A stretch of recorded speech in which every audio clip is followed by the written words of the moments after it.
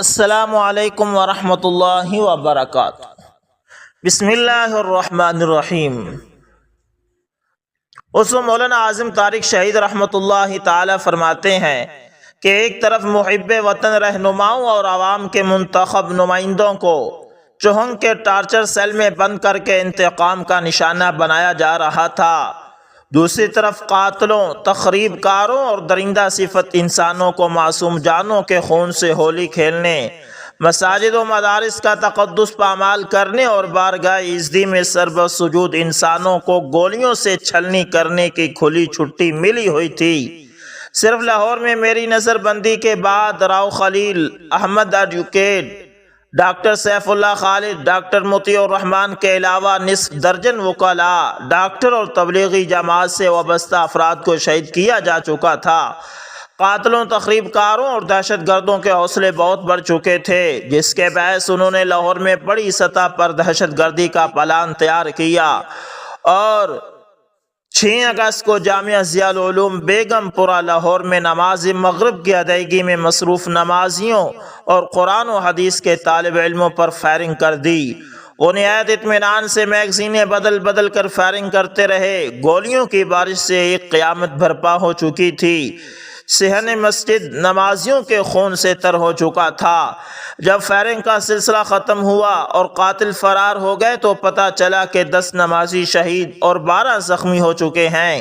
اتنے بڑے واقعے پر بھی حکومت کا رویہ وہی تھا کہ 24 گھنٹوں میں قاتل گرفتار کر لینے کے دعوے تھے، مگر عملاً قاتل اور ان کے سرپرست حکومت کی گود میں بیٹھے ہوئے تھے۔ سپہ صحابہ کی قیادت کو گرفتار کرنے کے لیے اتنا ہی کافی ہوتا تھا کہ شیعہ نے اپنے مقتول کی FIR میں سپہ صحابہ کا نام لکھوا دیا ہے، جبکہ تحریک جعفری اور شیعہ گروہ کے قاتل پہچانے جانے اور بعض اوقات گرفتاری کے نتیجے میں تفتیش کے ذریعے ان کے اس اقرار کے بعد کہ ہم نے یہ تخریب کاری فلاں لیڈر کی ایما پر کی ہے اور اسلحہ ہمیں فلاں لیڈر نے دیا ہے، حکمران اتنی جرت نہیں کرتے کہ اصل تخریب کار لیڈروں پر ہاتھ ڈالیں۔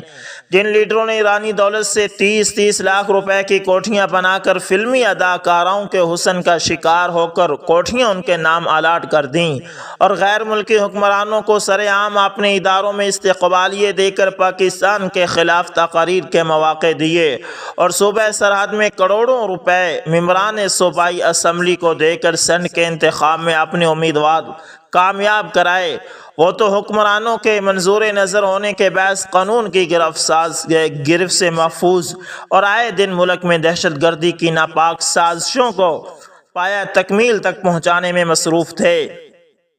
حکمرانوں کے اس دوہرے معیار کے باعث لاہور میں خصوصاً اور پنجاب بھر میں عموماً ایسے واقعات و سانحات کا رونما ہونا ایک معمول بن گیا تھا جن میں انسانی خون پانی سے سستا سمجھ کر بہایا جا رہا تھا۔ چیف جسٹس سپریم کورٹ سید سجاد علی شاہ نے ان واقعات کا نوٹس لیتے ہوئے خود یہ قدم اٹھایا کہ لاہور میں ڈیرے ڈال دیے اور مذہبی، سماجی، سیاسی، عوامی رہنماؤں اور صحافیوں، وکلاء، دانشوروں سے ملاقاتیں شروع کر دی تاکہ ان فسادات کے اسباب و عوامل معلوم کیے جائیں اور اس قتل و غارت گری کا ٹھوس بنیادوں پر سدباب کیا جائے۔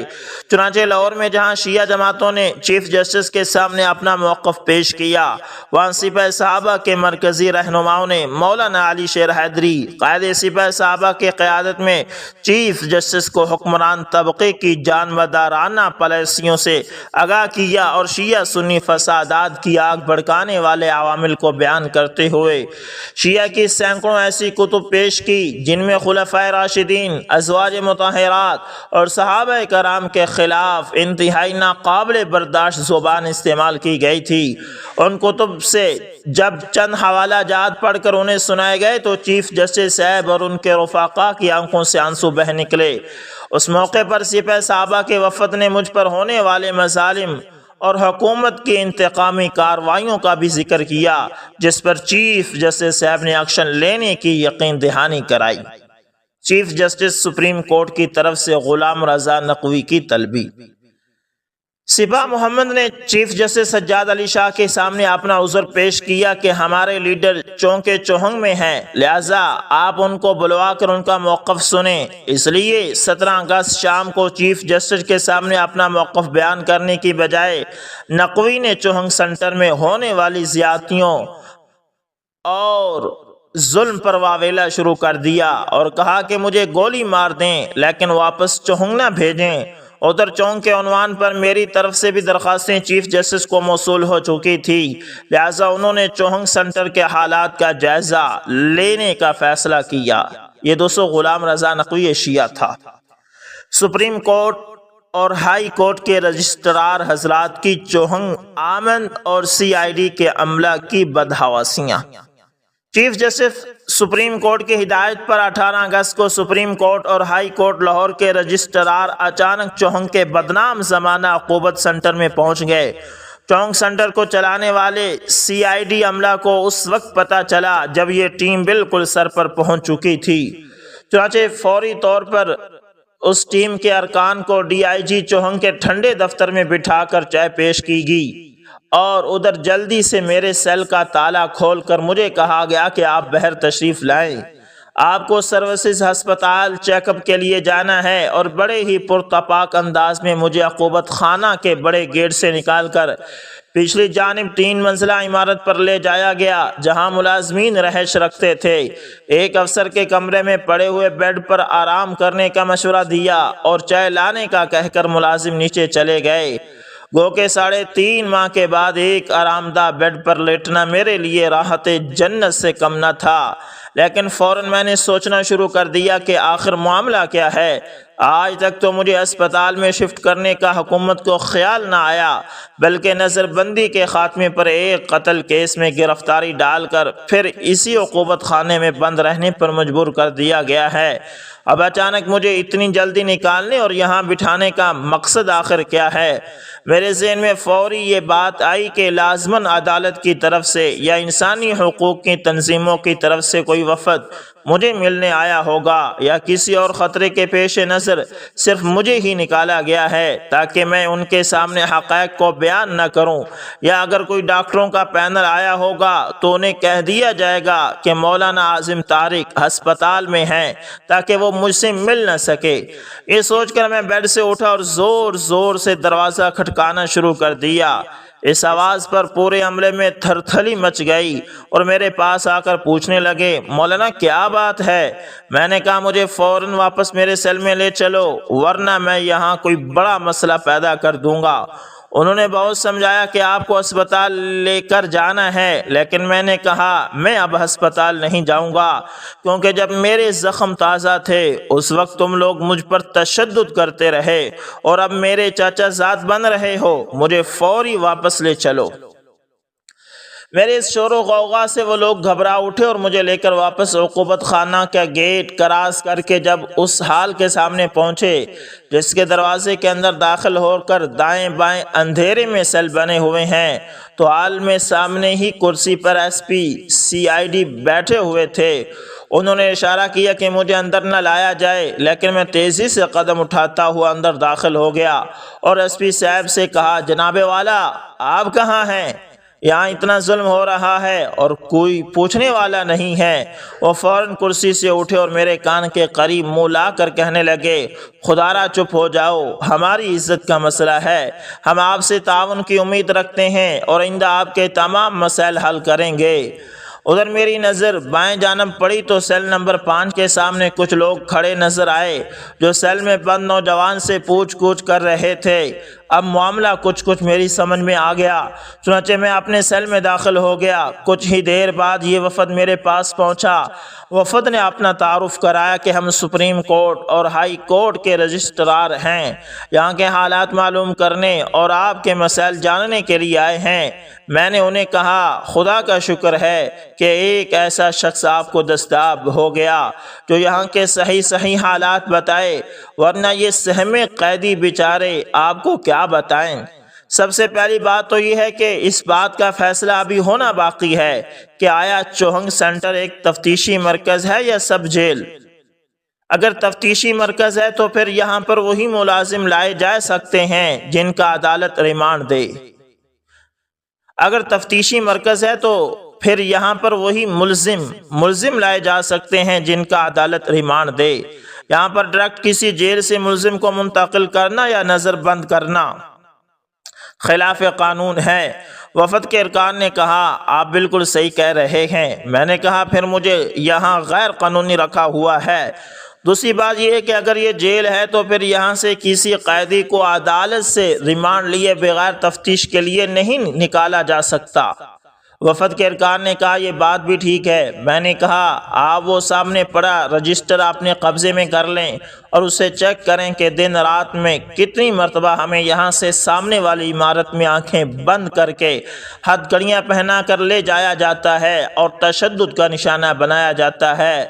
تیسری بات، اگر یہ سب جیل ہے تو پھر اسے جیل کے عملے کے سپرد ہونا چاہیے، جبکہ یہاں عملہ CID کا ہے اور وہی عملہ اس جگہ ہمیں بند کرتا ہے اور وہی تفتیش کرتا ہے۔ چوتھی بات یہ ہے کہ اگر یہ جیل ہے تو جیل مینول کے مطابق گھر والوں سے ملاقات کی سہولت اور کم از کم صبح و شام ہر شخص کو گھنٹہ گھنٹہ ٹہلائی کا وقت دینے کی وہ سہولت دی جائے جو جیلوں میں سزائے موت تک کے قیدیوں کو بھی حاصل ہوتی ہے۔ پانچویں بات یہ ہے کہ اگر یہ سب جیل ہے تو پھر اس کے سیلوں میں کیمرے کیوں لگائے ہوئے ہیں؟ آپ دیکھیں یہ میرے سیل کی چھت پر کیمرہ موجود ہے جو براہ راست میری نقل و حرکت کو DIG اور SP کے دفتر میں پیش کر رہا ہے۔ میں اپنی مرضی سے نہ سو سکتا ہوں نہ پیشاب کر سکتا ہوں۔ یہ باتیں سن کر وفد کے ارکان نے کہا کہ ہم تو سوچ بھی نہیں سکتے کہ اس قدر یہاں پر ظلم ہو رہا ہے۔ ہم ابھی واپس جا کر تمام تفصیلات چیف جسٹس صاحب کو اسلام آباد فیکس کر دیں گے۔ ہمیں امید ہے کہ وہ ضرور اس کا نوٹس لیں گے۔ وفد کے جانے کے بعد چونگ سنٹر کا چھوٹا عملہ بڑا خوش تھا کہ آپ نے اچھا کیا، تمام تفصیلات بتا دیں، لیکن بڑے افسران کے منہ سوجے ہوئے تھے۔ میں نے کہا مجھے کیا پرواہ ہے، آپ راضی ہوں یا ناراض، مجھے موقع ملا تو میں اس مسئلہ پر انشاءاللہ اسمبلی میں حکمرانوں کا گریبان پکڑوں گا اور ان سے پوچھوں گا کہ چونگ سنٹر کا قانونی جواز کیا ہے، کس قانون کے تحت تم لوگ یہاں پر ظلم و جبر کی اندھیر نگری کا بازار گرم کیے ہوئے ہیں۔ کیا تم یہ سمجھتے ہو کہ تم سے پوچھنے والا کوئی نہیں؟ اس مغالطے میں مت رہو۔ ابھی اس دنیا میں ایسے لوگ موجود ہیں جو فرعون وقت کے لیے کردار موسیٰ ادا کرنے کی ہمت رکھتے ہیں۔ چیف جسٹس کی طلبی پر چوہنگ سے اسلام آباد کا سفر۔ چیف جسٹس سپریم کورٹ کی ہدایت پر سپریم کورٹ اور ہائی کورٹ کے رجسٹرار چوہنگ کے عقوبت خانہ کا دورہ کر کے واپس جا چکے تھے تو میں نے چوہنگ کے عملہ کو بتایا کہ اب میں اسلام آباد جانے والا ہوں۔ وہ کہنے لگے یہ کیسے ہو سکتا ہے؟ میں نے کہا آپ دیکھ لیں گے۔ چنانچہ یہی ہوا۔ 20 اگست شام کے وقت بعد افسران نے مجھے بتایا کہ آپ کا بلاوا آ گیا ہے، تیاری کر لیں۔ میں نے کہا میری تیاری ہے، اور صحیح بات تو یہ ہے کہ چوہنگ کے عقوبت خانے سے نکلنے پر مجھے اتنی خوشی ہو رہی تھی کہ جتنی رہائی پر ہوتی ہے۔ چنانچہ رات 9 بجے پولیس کی گاڑیاں بختر بند گاڑی اور بڑی بسیں چوہنگ پہنچ گئی۔ اس سے قبل خود SP چوہنگ نے مجھے اپنے دفتر بلوایا، چائے پلائی اور بڑی میٹھی میٹھی گفتگو کی۔ اپنا تعلق بعض بزرگوں سے جوڑتے ہوئے بتایا کہ میرا پورا خاندان ان کا نیاز مند ہے۔ میں نے کہا کہ اگر ہمارے بزرگوں کے نیاز مند خاندان کے چشم و چراغ کا یہ حال ہے اور میرے ساتھ 3.5 ماہ تک روا رکھا جانے والا یہ سلوک نیاز مندی والا ہے تو جو نیاز مند نہ ہو اس کا کیا حال ہوگا؟ اس پر وہ بڑے شرمندہ ہوئے اور بولے بس مولانا آپ تو جانتے ہیں کہ ہماری مجبوریاں کیا ہوتی ہیں۔ خیر پولیس گاڑیاں مجھے لے کر لاہور ایئرپورٹ پر پہنچی اور ہم ایئرپورٹ میں داخل ہوئے تو بہت سے سرکاری اور غیر سرکاری شناسا چہروں سے واسطہ پڑا۔ فرق اتنا تھا کہ سرکاری طبقے کے لوگ منہ دوسری طرف پھیر لیتے تھے اور اپوزیشن کے لوگ دور دور سے آ کر ہاتھ ملاتے اور پوچھتے تھے کہ کیا آپ رہا ہو گئے ہیں؟ میں انہیں بتاتا کہ نہیں، چونگ سے آیا ہوں، چیف جسٹس صاحب نے بلوایا ہے۔ وہ رہائی کی دعائیں دے کر ایک طرف ہو جاتے کیونکہ انہیں میرے ہمراہ سادہ کپڑوں میں 5-7 کرامن کاتبین کی گھورتی ہوئی آنکھیں ایسا کرنے پر مجبور کر دیتی تھی۔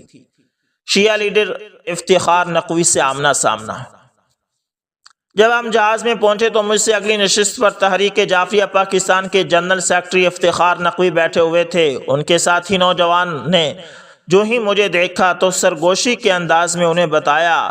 نقوی نے کن آنکھیوں سے میری طرف دیکھا، پھر آنکھیں بند کر کے کسی تصور میں کھو گئے۔ شاید 23 اپریل کے ٹی وی مذاکرات والی بات سوچ رہے ہوں۔ دوران سفر کوئی گفتگو نہ ہوئی، بلکہ ان کا باڈی گارڈ یا ساتھی بار بار میری طرف دیکھنے کی کوشش کرتا جیسے میں کوئی پیچھے سے حملہ کرنے والوں میں سے ہوں۔ حالانکہ انہیں معلوم بھی ہے کہ ہم چھپ کر حملہ کرنے والے لوگ نہیں ہیں، ہم تو ہر بات منہ پہ کہتے ہیں اور سر میدان دعوت و مبارزت دینے والے لوگ ہیں۔ خیر، اب جہاز اسلام آباد ایئرپورٹ پر اترا تو تمام لوگ سیٹوں سے اٹھ کھڑے ہوئے۔ نقوی صاحب بھی کھڑے ہو گئے اور میری طرف دیکھ کر کہنے لگے، کیا حال ہے؟ میں نے کہا، اللہ کے فضل سے بہت اچھا حال ہے۔ پوچھنے لگے، کہاں کا ارادہ ہے؟ میں نے کہا، چیف جسٹس صاحب نے بلوایا ہے۔ کہنے لگے، وہاں غلام رضا نقوی بھی گیا ہے، شاید اس نے آپ کو بلوایا ہو۔ میں نے کہا، آپ بھی چیف جسٹس سے ملے تھے، شاید اس وجہ سے مجھے بلوا لیا گیا ہو۔ بہرحال جس مقصد کے لیے بھی بلوایا ہے آپ کو خبر ہو جائے گی۔ میرے ساتھ سرکاری ملازمین اور سیول کپڑوں میں ملبوس ملازم اس گفتگو سے بڑے محظوظ ہوئے۔ جہاز سے اتر کر ایئرپورٹ سے باہر کارگو گیٹ کی طرف سے لایا گیا اور وہاں سے رات 11 بجے اڈیالہ جیل پہنچا دیا گیا۔ یہ وہ زندان تھا کہ اطراف کی دیواروں پر میرے قید کے ارادوں کے شر باقی تھے۔ لوٹ آیا تھا جو دیرانہ قفس میں پھر سے ابھی شاید میرے حصے کے ثمر باقی تھے۔ چیف جسٹس سپریم کورٹ سے ملاقات۔ 21 اگست صبح 8:30 بجے پولیس کی نصف درجن گاڑیاں اور 6 موٹر سائیکل سوار اڈیالہ جیل سے لے کر اسلام آباد کی طرف رواں دواں ہوئے۔ قریباً 1.5 سال کے بعد شاہراہ دستور پر جانے کا موقع ملا اور پہلی بار کنکشن ہال کی عمارت کو دیکھا، کیونکہ وہ ہماری گرفتاری کے عرصے میں تعمیر ہوئی تھی۔ سپریم کورٹ پہنچ کر کچھ دیر ویٹنگ روم میں بیٹھے، پھر چیف جسٹس صاحب نے بلوا لیا۔ وہاں چیف جسٹس کے سامنے میری دائیں جانب اتھارٹی جنرل پاکستان چودھری فاروق، ہوم سیکرٹری پنجاب شہزاد حسن اور ڈپٹی اتھارٹی جنرل بیٹھے ہوئے تھے۔ چیف جسٹس سے ہونے والی گفتگو درج ذیل ہے۔ چیف جسٹس صاحب نے پوچھا کہ میرے پاس آپ کی اہلیہ کی طرف سے درخواست آئی ہے کہ مولانا کو چوہنگ جیل سے کسی دوسری جیل میں منتقل کیا جائے، تو آپ کو چوہنگ جیل میں کیا تکلیف ہے؟ میں نے کہا، جناب محترم، سب سے پہلے تو میں آپ کا شکریہ ادا کرتا ہوں کہ آپ نے میری اہلیہ کی درخواست پر ایکشن لیتے ہوئے مجھے یہاں بلوایا۔ اس کے بعد میں ہوم سیکرٹری صاحب کی موجودگی میں یہ بات کہنا چاہتا ہوں کہ چوہنگ سینٹر ایک عقوبت خانہ تو ہو سکتا ہے، مگر سب جیل ہرگز نہیں ہے۔ نہ تو اسے جیل کا عملہ چلاتا ہے اور نہ ہی وہاں جیل مینول کے مطابق قیدی کو سہولتیں حاصل ہیں، بلکہ وہاں تو صبح و شام CID کے عملہ تفتیشیں ہی کرتا رہتا ہے اور وہی اس ٹارچر سیل کو چلا رہا ہے۔ چوہنگ میں نہ تو جیل کی طرح بچوں، بھائیوں اور وکلاء سے ملاقات کی اجازت ہے اور نہ ہی کسی کی تفتیش کے لیے عدالت سے ریمانڈ لیا جاتا ہے۔ میں نے قریباً وہ ساری باتیں بیان کی جو سپریم کورٹ اور ہائی کورٹ کے رجسٹراروں کے دورہ چوہنگ پر 18 اگست کو بیان کر چکا تھا۔ اس پر چیف جسٹس نے ہوم سیکرٹری کی طرف دیکھا کہ وہ ان باتوں کا جواب دے، لیکن ان کے پاس خاموشی کے سوا کوئی جواب نہ تھا۔ چیف جسٹس صاحب نے کہا کہ آپ کیا چاہتے ہیں کہ آپ کو کس جیل میں بھیجا جائے؟ میں نے کہا، مجھ پر 3 ماہ کی نظر بندی کے خاتمے کے روز جو 2.5 سال پرانا مقدمہ قتل ڈالا گیا ہے وہ جھنگ کا ہے، لہذا مجھے جھنگ جیل بھیج دیا جائے تاکہ میں اس مقدمے میں کی پیروی کر سکوں۔ چیف جسٹس صاحب نے کہا کہ یہ لوگ کہتے ہیں کہ جنگ میں آپ کے ماننے والوں کا زور ہے، اس لیے وہاں انتظامات کا مسئلہ پیدا ہو گیا ہے۔ میں نے کہا، پھر مجھے فیصل آباد جیل بھجوا دیں۔ چیف جسٹس صاحب نے کہا کہ ٹھیک ہے، اس پر ہم غور کریں گے، فی الحال آپ کو راولپنڈی جیل رکھیں گے۔ پھر انہوں نے کہا کہ اس وقت ملک میں شیعہ سنی فسادات خانہ جنگی کی صورت اختیار کر چکے ہیں اور مسجدیں تک محفوظ نہیں ہیں، آپ اس سلسلے میں کیا تعاون کر سکتے ہیں؟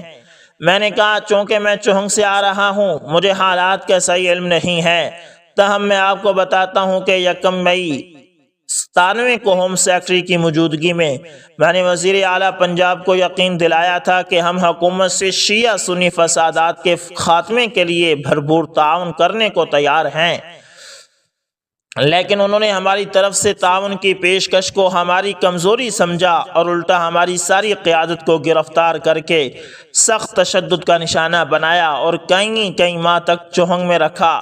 اب میرے سوا تمام مرکزی رہنما بے گناہ قرار پا کر رہا ہو چکے ہیں اور مجھ پر بھی کوئی نیا الزام لگانے میں یا کیس بنانے میں حکومت کامیاب نہیں ہو سکی اور ایک پرانے مقدمے کی گرفتاری ڈال دی ہے، لہٰذا اب حکومت سے ہمارا تعاون بالکل نہیں ہوگا۔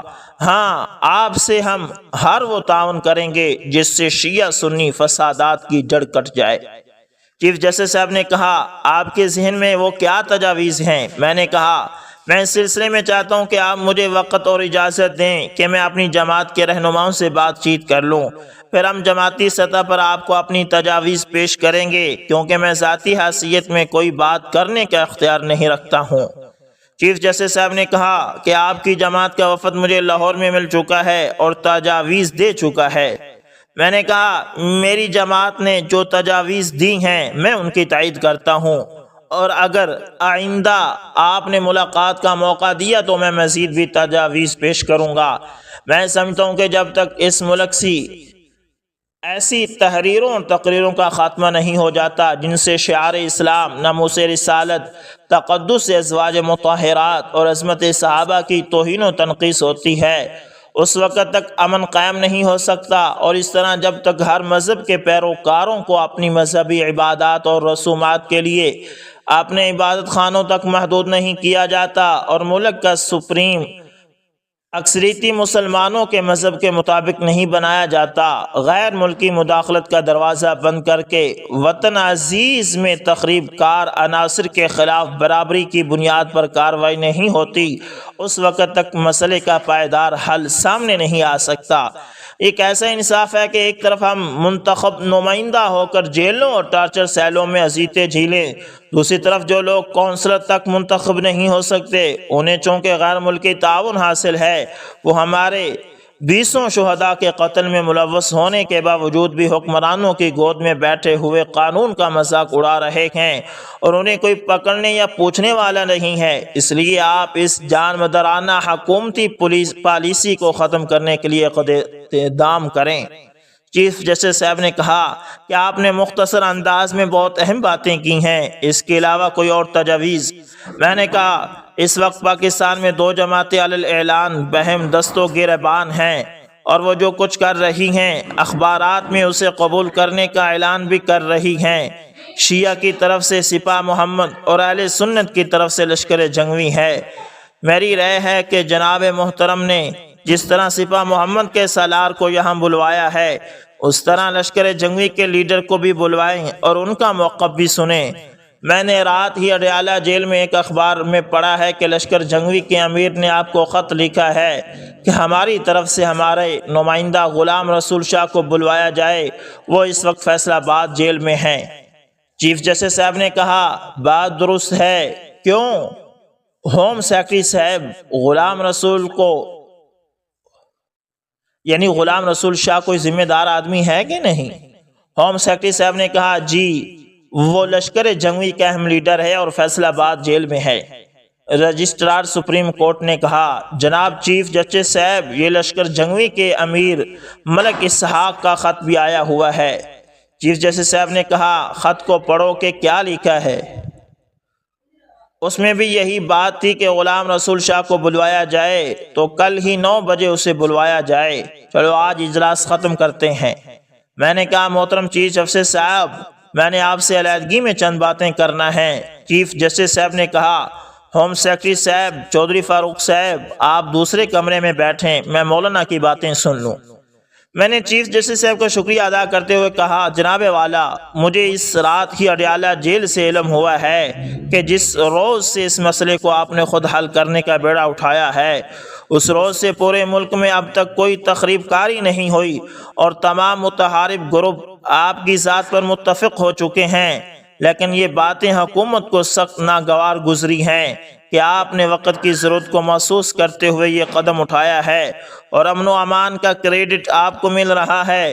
مجھے اس سفر میں باوثوق ذرائع سے علم ہوا ہے کہ یہ حکومت آپ کے راستے میں روڑے اٹکانے کا پروگرام بنائے ہوئے ہے، لہٰذا آپ اس مسئلے کے لیے ایک بینچ تشکیل دیجئے جو اس مسئلے کی باضابطہ سماعت کرے تاکہ تاریخ اسلام میں پاکستان کی عدالت عالیہ کا یہ پہلا فیصلہ لوگوں کے سامنے آ سکے۔